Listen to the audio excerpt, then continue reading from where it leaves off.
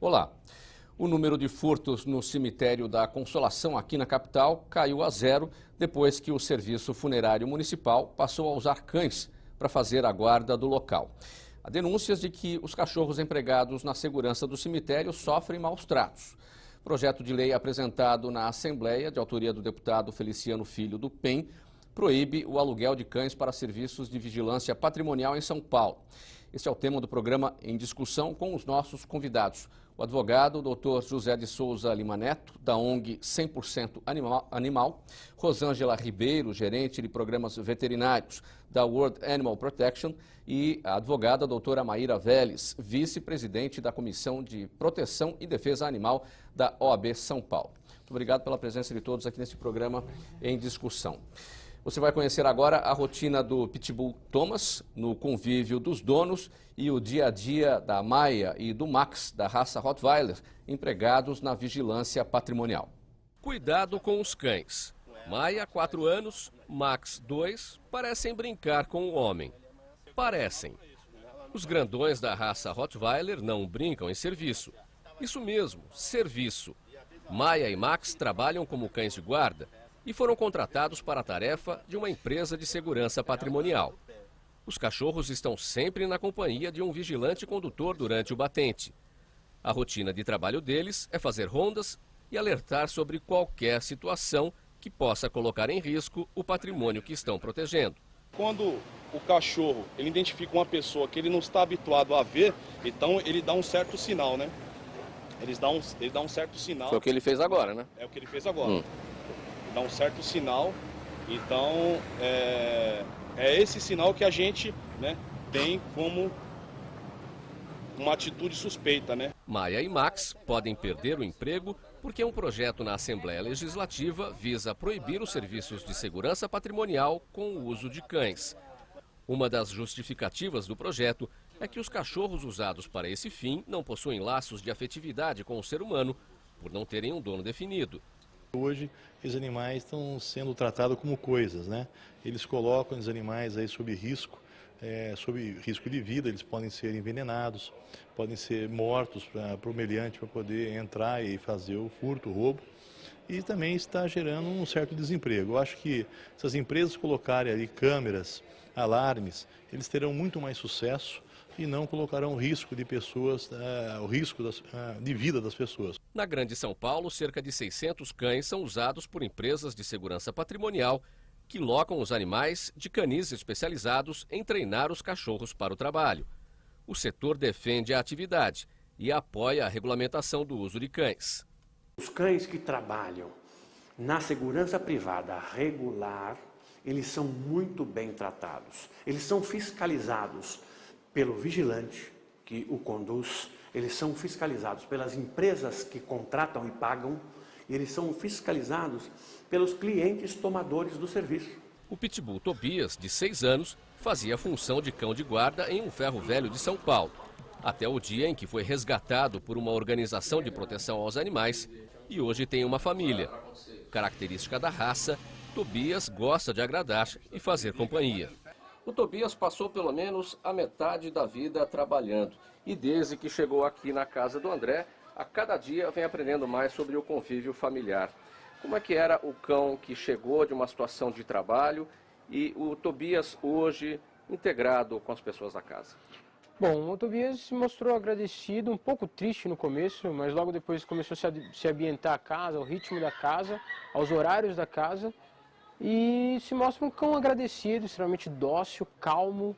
Acho que a gente tem que dar a decência de pelo menos deixar esse lucro, né, essa busca do lucro desacerbado, pelo menos entre a gente ditos racionais, né, deixar os animais ditos irracionais de lado, né, pelo menos essa decência o ser humano tem que ter. Doutor José, o que é que a gente pode definir como maus tratos, aí no caso desses cães que fazem guarda patrimonial? Como bem a reportagem e o próprio deputado falou, o cão ele pode ser maltratado. A princípio seria a falta daquela afetividade com o ser humano. Isso já é maus tratos para esse animal.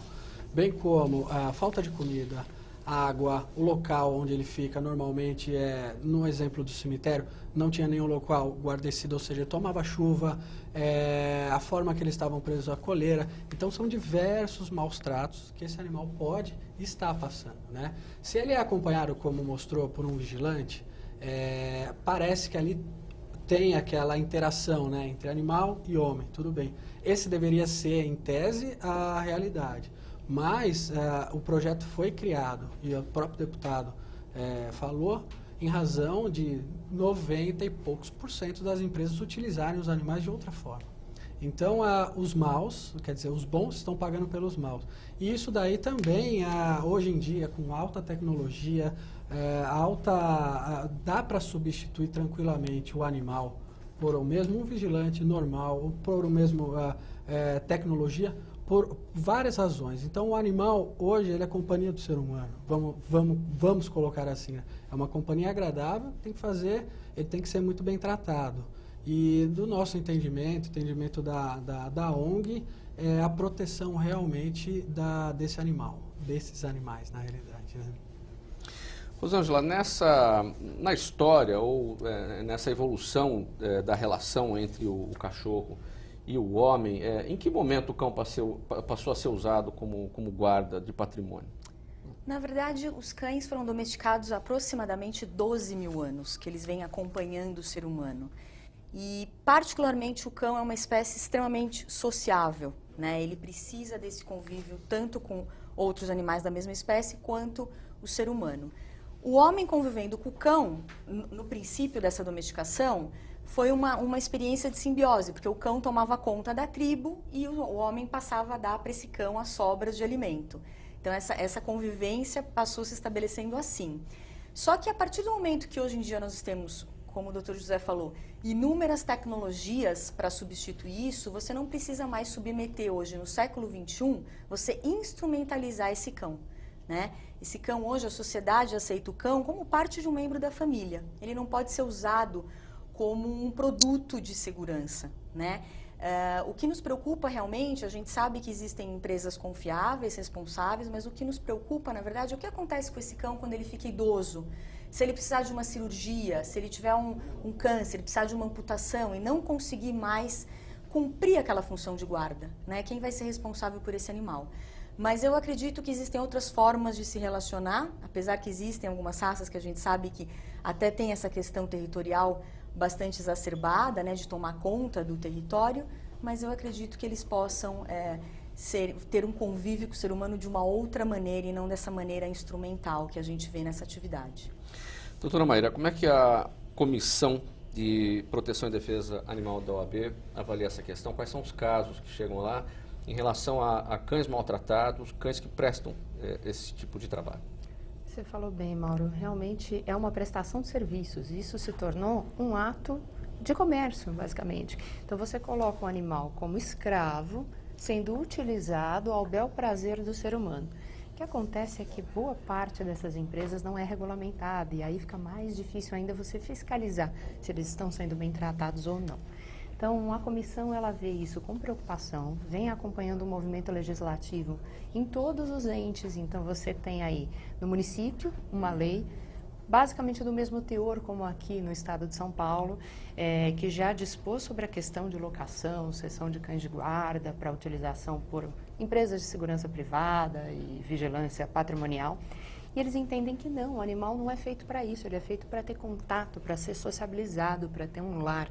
Então, se você quer uma segurança efetiva, você não vai confiar num animal dito irracional, certo? Você vai chamar gente especializada nesse tipo de assunto para poder fazer esse aparato tecnológico que você precisa. E hoje em dia você tem isso para todos os bolsos, para todas as pessoas. Isso pode ser acessível por qualquer pessoa. Então, eu acho interessante dizer que esses animais não nasceram para isso.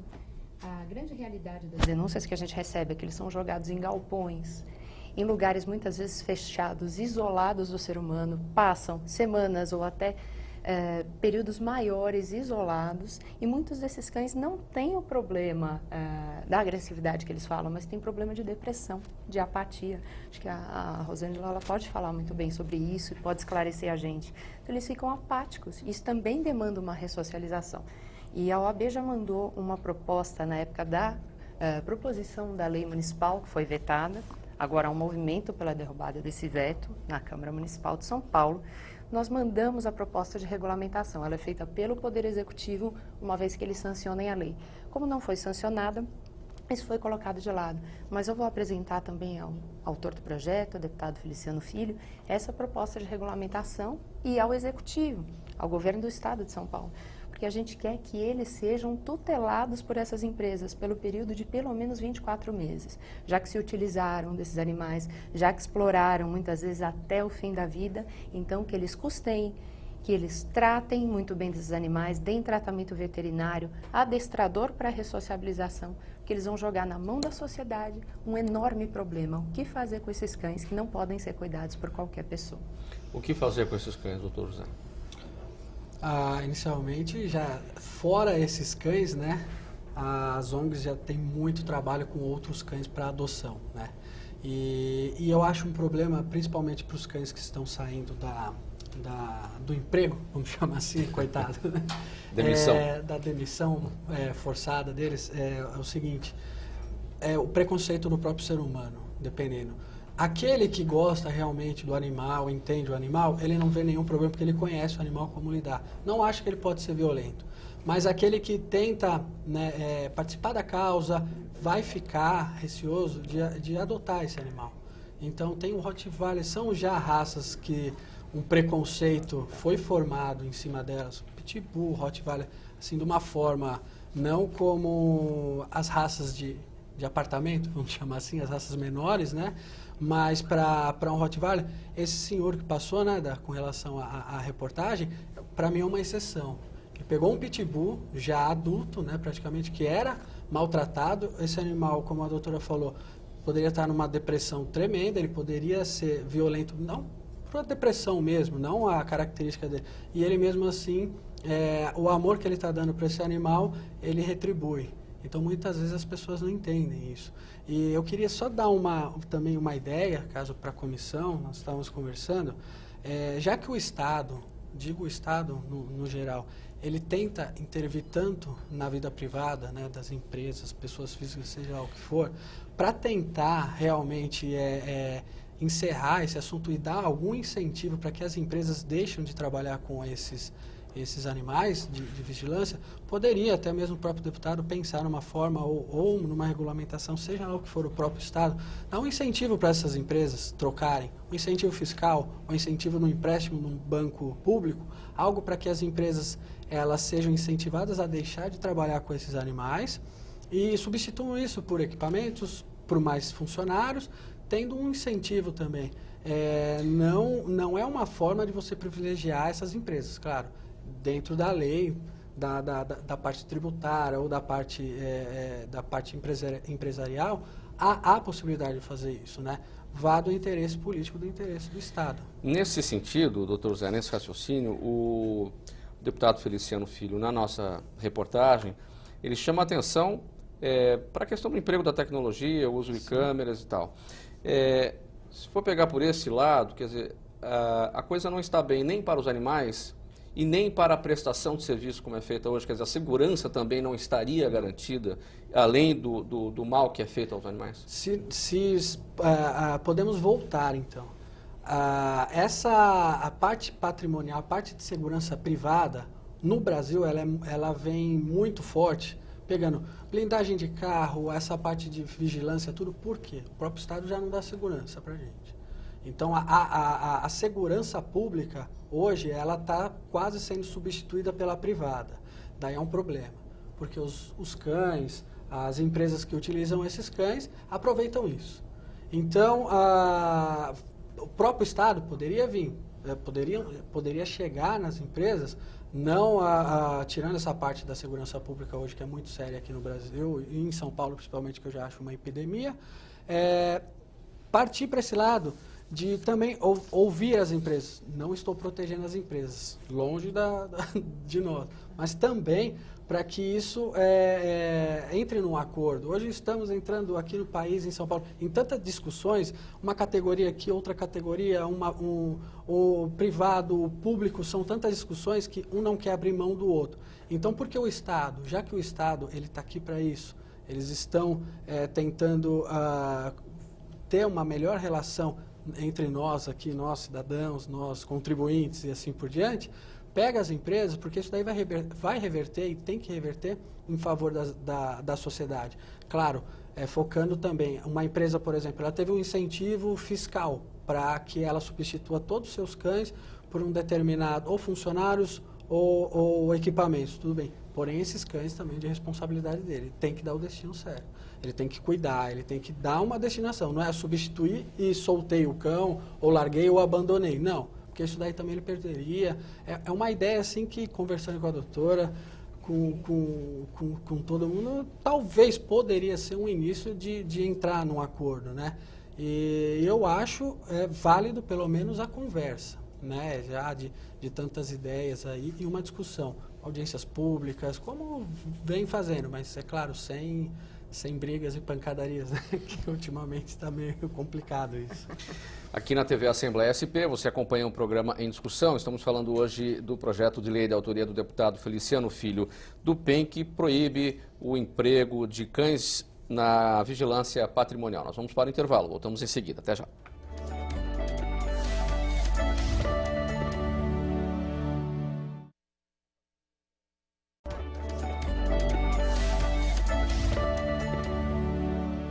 De volta aqui na TV Assembleia SP com o programa em discussão. Nosso assunto hoje, o projeto de lei de autoria do deputado Feliciano Filho do PEN, que proíbe o emprego de cães no trabalho de vigilância patrimonial. Rosângela, como é que fica a saúde desses animais a partir desse trabalho desenvolvido de vigilância patrimonial?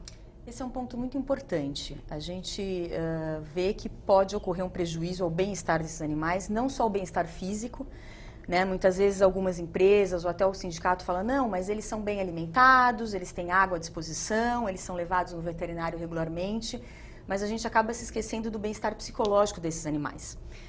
Como a própria doutora falou, a questão de ficar isolado, muitas vezes esses cães desenvolvem estereotipias, que são comportamentos repetitivos, é muito comum a gente ver o cão andando um para o lado do outro sem rumo, desenvolve uma agressividade não controlada, e isso é até muito perigoso para a sociedade. Então esses cães que ficam totalmente isolados ou presos em correntes, eles acabam desenvolvendo uma agressividade não controlada. Então a partir do momento que esse cão foge de uma empresa, ele pode realmente ferir uma criança, ferir um adulto na rua, isso é bastante perigoso. E voltando a essa questão do bem-estar físico e psicológico, mas isso não impede que esses cães sejam ressociabilizados. Então, na verdade, se esse PL for aprovado e tiver esse 1 ano de adaptação, esses animais devem passar, na verdade, por profissionais especializados, especializados em comportamento animal, para fazer um processo de ressociabilização para que esses cães possam ser adotados por famílias responsáveis também. Então, não existe essa questão, como foi colocada há alguns meses pelo presidente do Sindicato de Vigilância Patrimonial, que falou que 600 cães no estado de São Paulo teriam que ser sacrificados por conta da aprovação do PL. Na verdade, isso foi uma forma de ele pressionar, né, e de mostrar à sociedade realmente que esses cães não têm valor para essas empresas. Então, a gente sabe que não é necessário esse sacrifício desses animais. Esses animais podem passar por um processo com profissionais especializados e serem adotados por famílias. Doutora Maíra, como é que a gente pode avaliar, pela reportagem, o aspecto daqueles animais? Eles têm a aparência de que são animais preparados para aquela função, não deveriam estar lá por alguma razão, além, claro, né, da questão da proteção aos animais?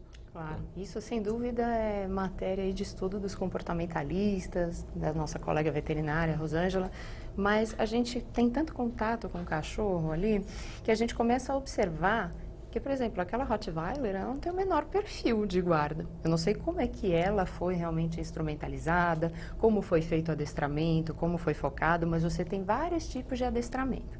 Então, você tem que verificar se você quer um tipo de adestramento para faro, para segurança patrimonial, para defesa e guarda de pessoas.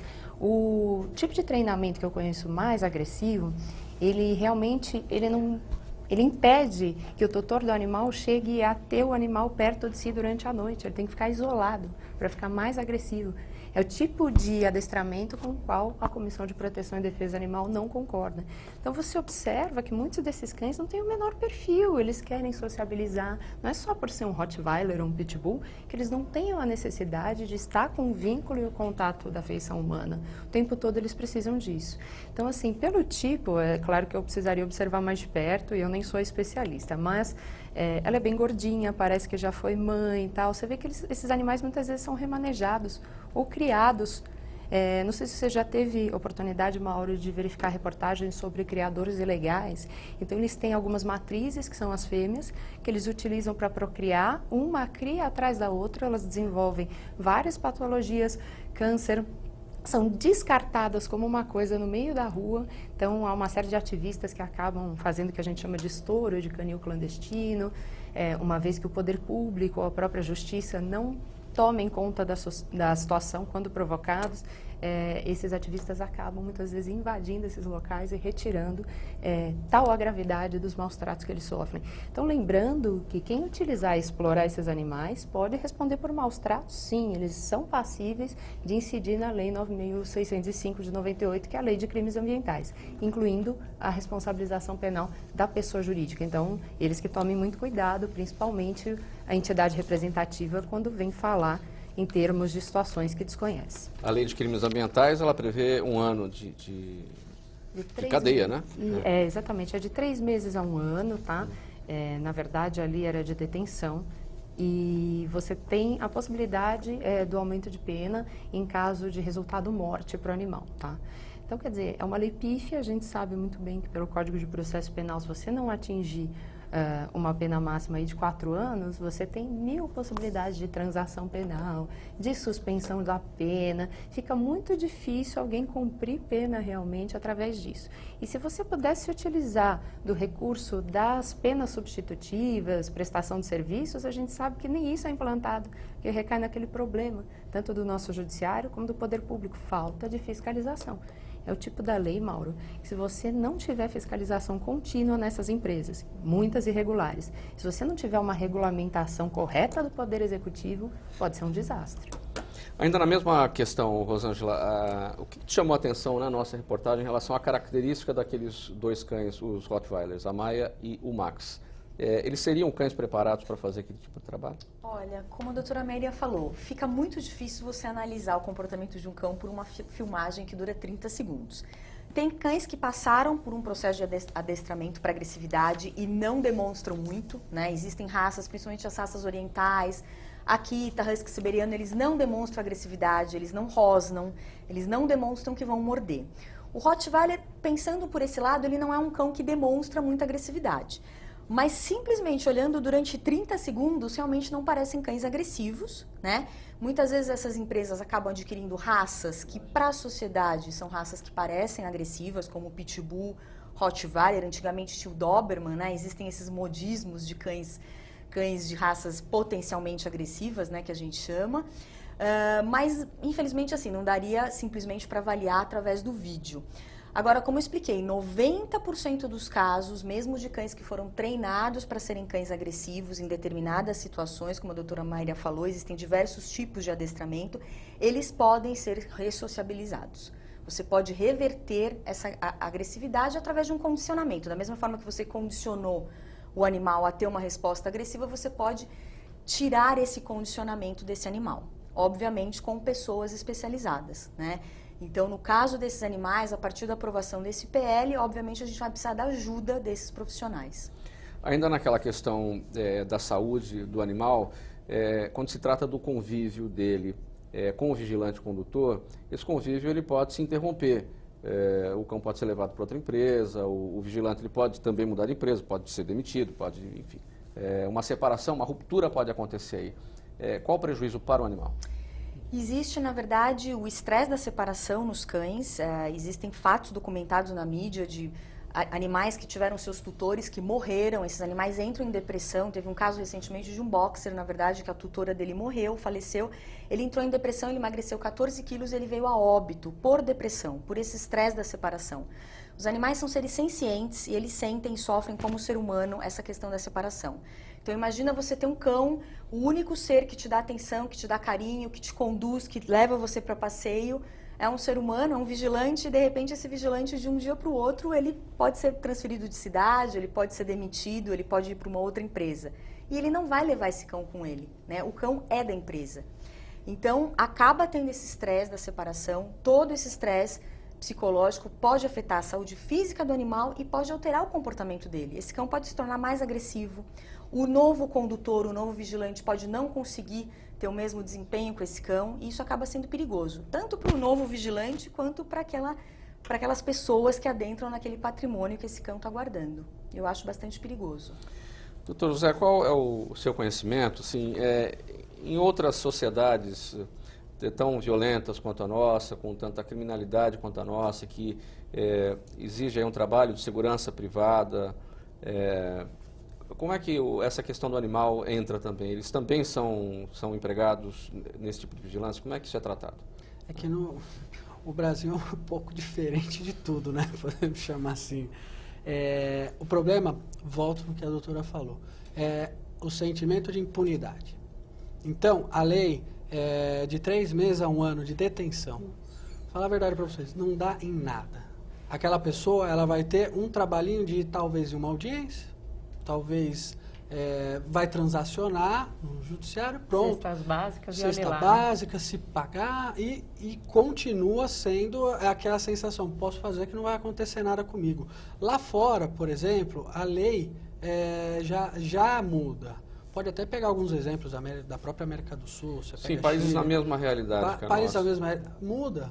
Então, a tendência no restante dos outros países é essa proteção, é essa mudança. Claro, existem casos também de maus tratos e assim por diante. Só que, dependendo do país, dependendo também o tipo de leis, ou dependendo dos Estados Unidos, a Inglaterra, diferente um pouco da Alemanha, Brasil, dependendo do sistema jurídico, a aplicação, a punibilidade, realmente, a lei, ela é feita. Ela a pessoa que maltratou, a pessoa que matou um animal, ela vai responder por isso. E o maior exemplo que temos disso daí é agora desse caçador, esse dentista norte-americano aí que foi caçar lá na África, lá matou o leão.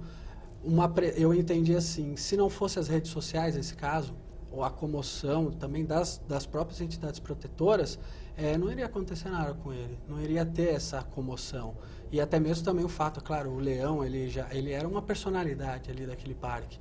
Então, do modo que foi feito, realmente podemos considerar que ele vai ser punido.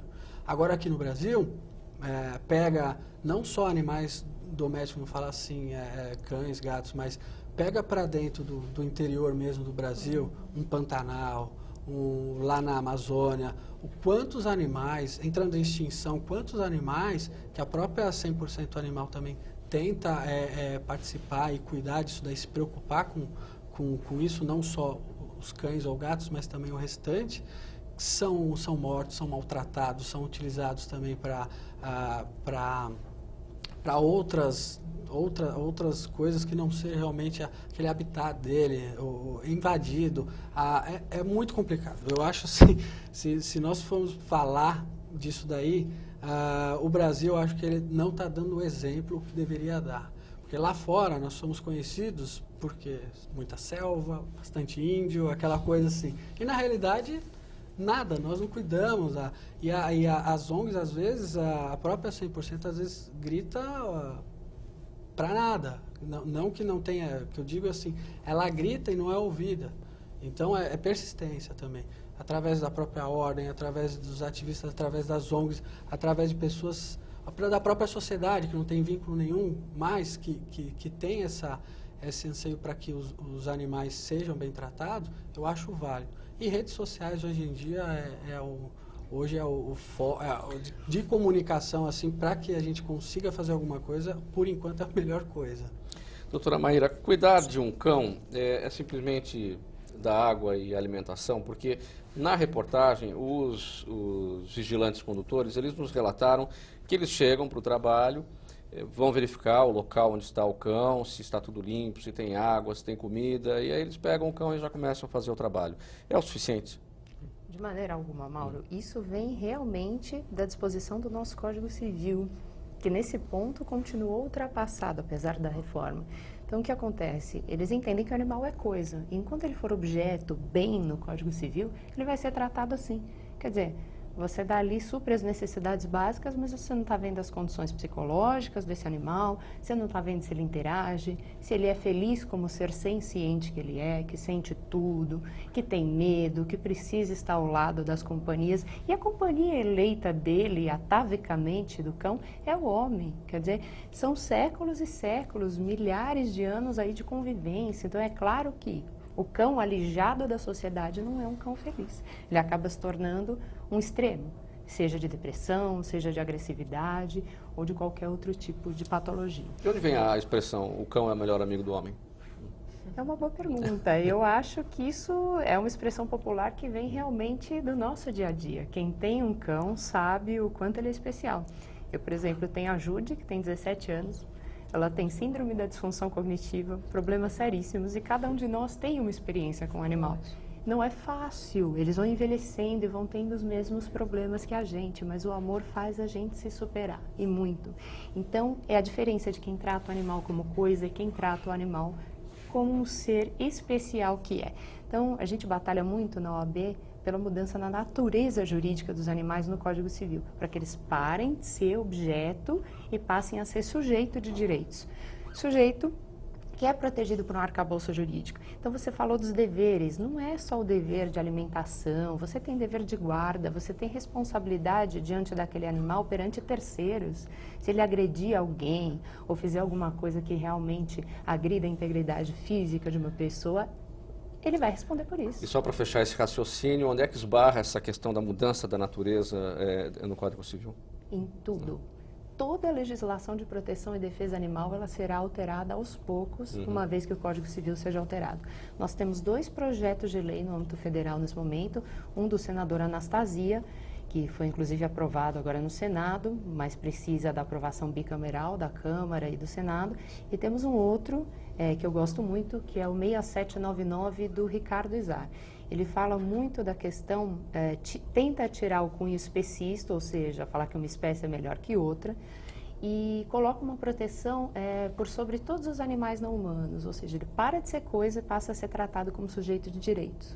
Nos moldes do parlamento da França, da Alemanha, até a Argentina alterou isso agora. Então, quer dizer, nós temos aí casos muito próximos de alteração da legislação.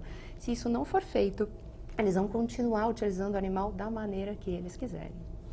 Você acompanha aqui na TV Assembleia SP o programa Em Discussão, falando hoje sobre o projeto de lei de autoria do deputado Feliciano Filho do PEN, que proíbe o emprego de cães em trabalho de vigilância patrimonial. Mais um intervalo, voltamos já.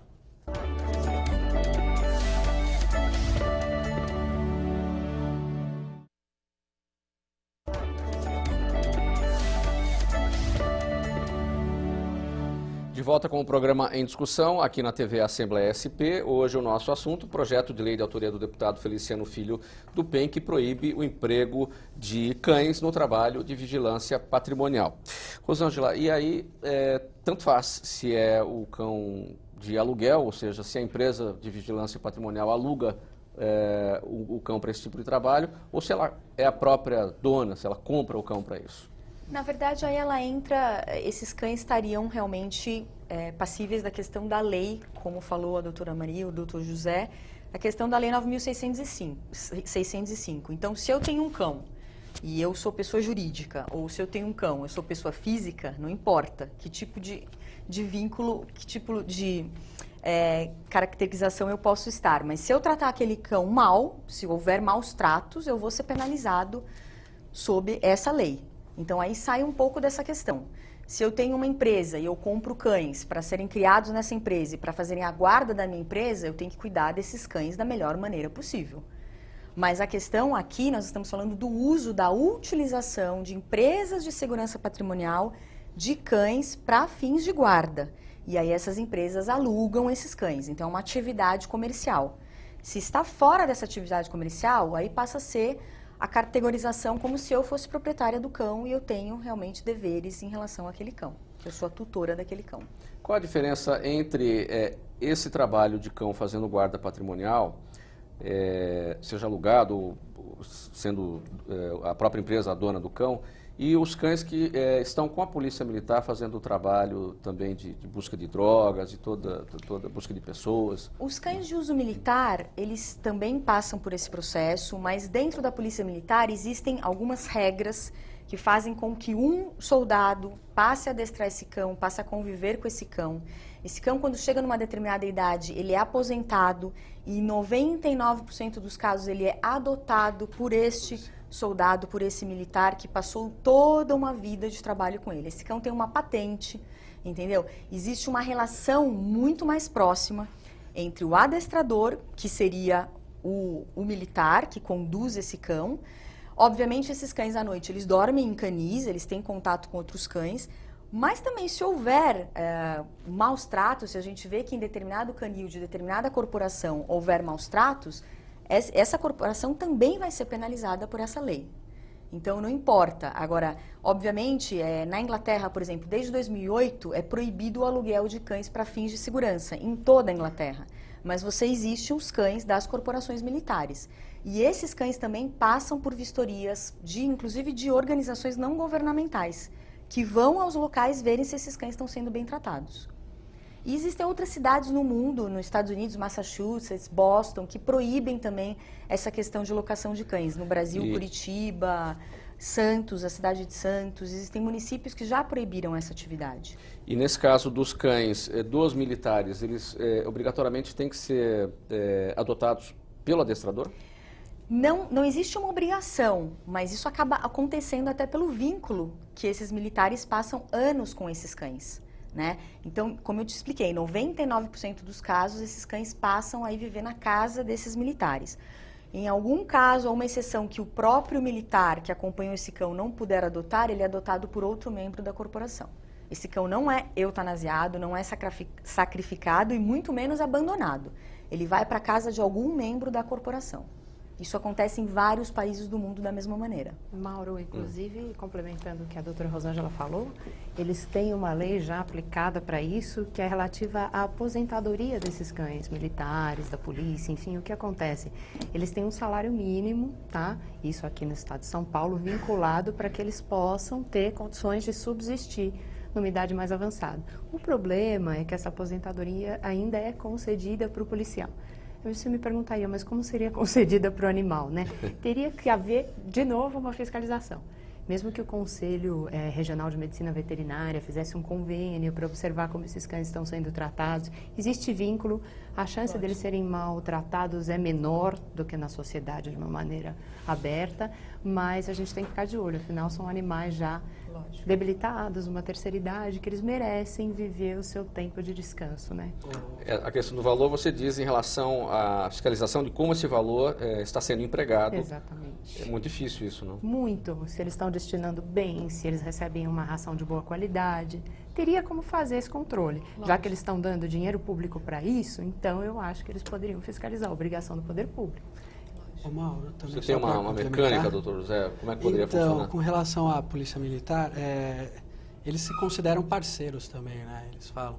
É um exemplo, aconteceu comigo, quando eu era criança, eu tinha vários, gosto muito de cachorro, eu tinha várias raças, desde pastor belga, eu só parei de ter medo do Doberman, depois que eu tive né, depois daquele filme, daqueles Doberman todos.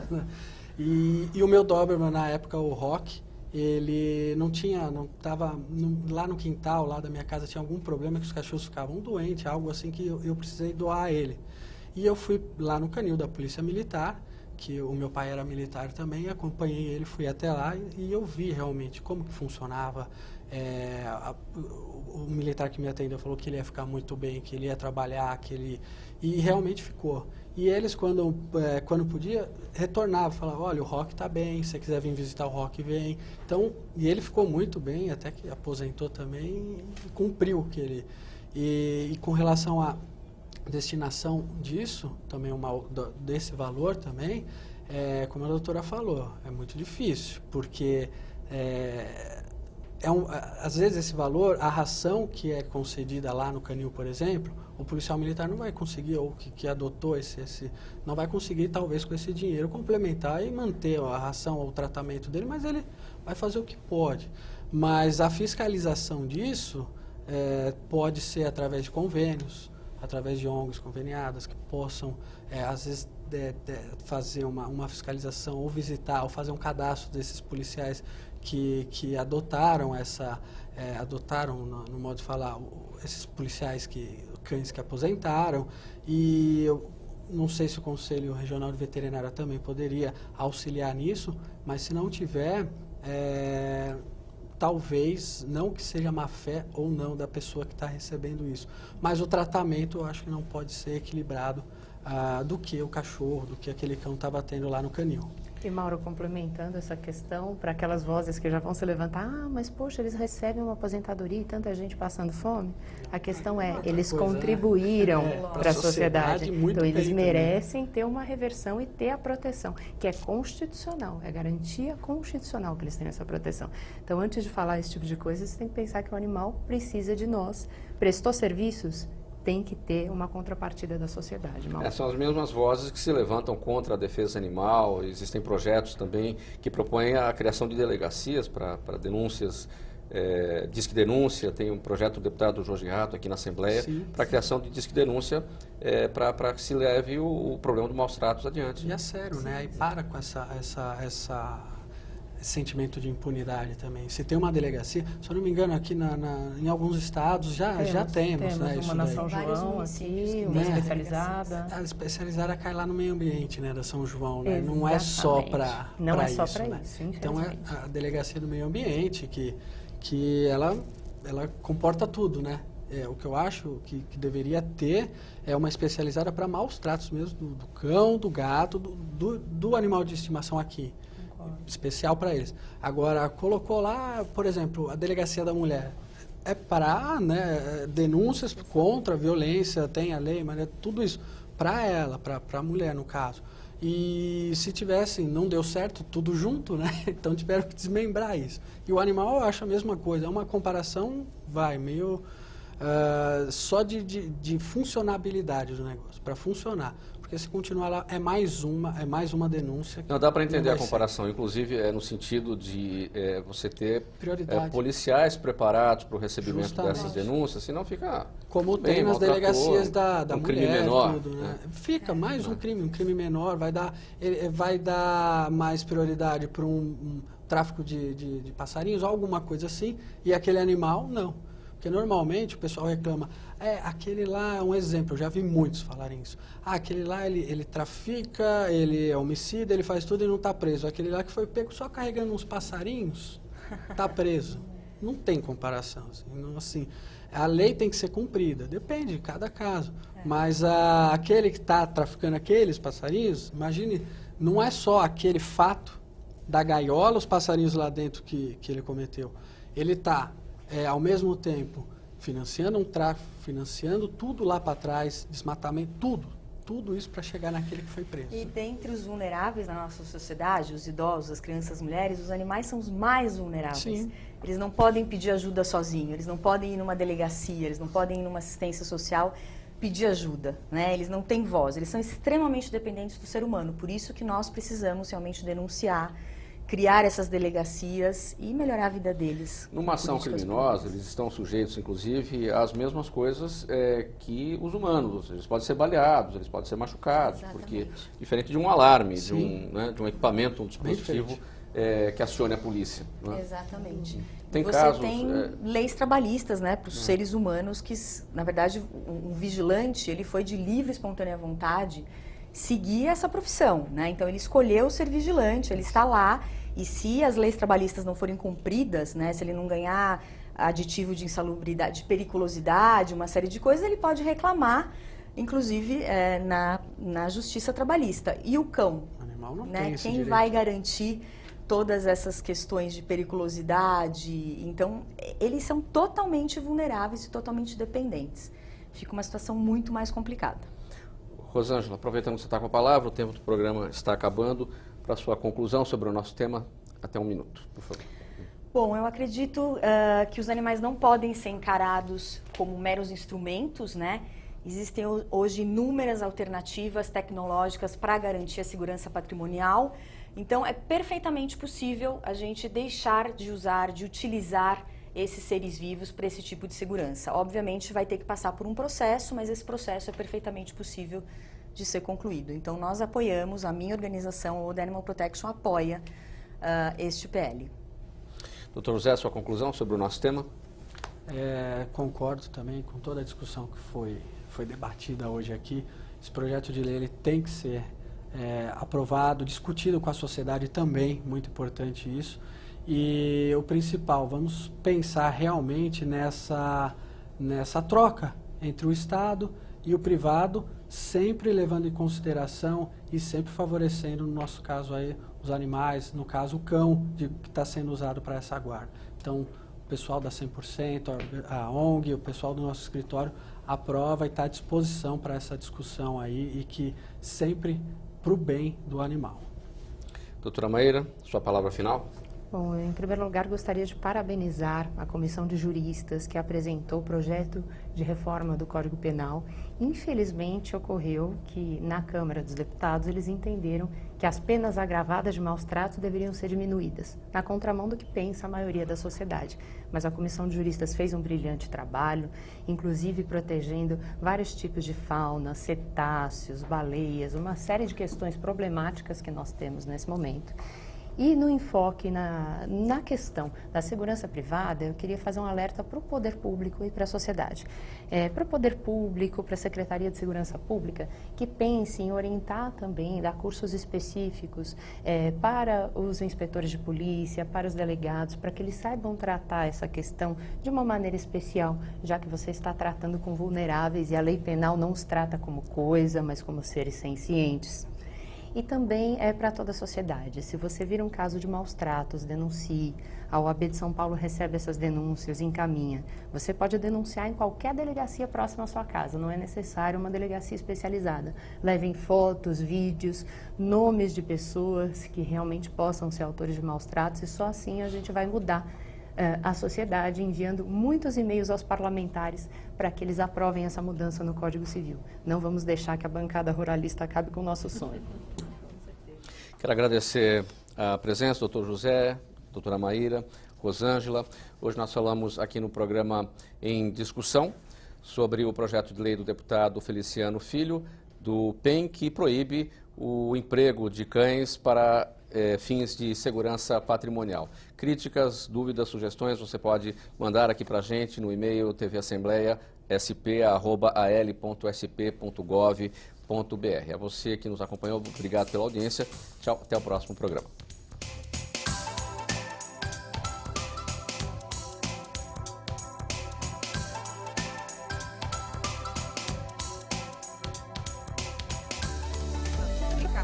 Vale a pena.